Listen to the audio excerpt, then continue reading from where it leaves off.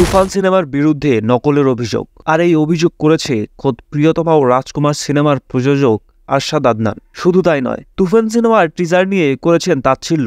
আসলে মূল ঘটনা কি এখন খুলে বলছি। তুফান সিনেমার ট্রিজার মানুষ এমনভাবে গ্রহণ করেছে, মাত্র একদিনে 1 কোটি ভিউজ অতিক্রম করেছে ট্রিজারটি। আর তারপরে একটি পোস্টে রায়হান রাফি লিখেন, কিরে ভয় পাইছিস?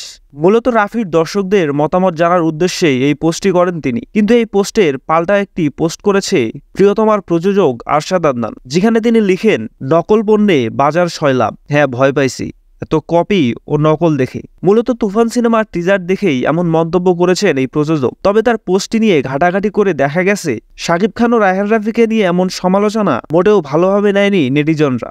আরশাদ আদনানের এই পোস্টে রিয়াক্ট করেছে মোট ৬,০০০, যার মধ্যে ৩,৫০০ ইয়েংরি। শুধু তাই নয়, কমেন্ট পরে বোঝা গেছে কতটা ক্ষিপ্ত সাধারণ দর্শকরা। কেউ কেউ বলছে, সাকিব খান না আপনার বন্ধু, তবু এরকম কথা বলতে পারলেন?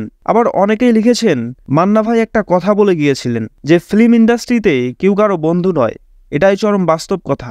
আবার একজন লিখেছেন, বড় ভাই সাকিবের বিপক্ষে লাগা আনফলো। তো ভাই, এই তো ছিল কিছু মানুষের মতামত। এই বিষয়ে আপনার মতামত কি? লিখে দিতে পারেন কমেন্টে।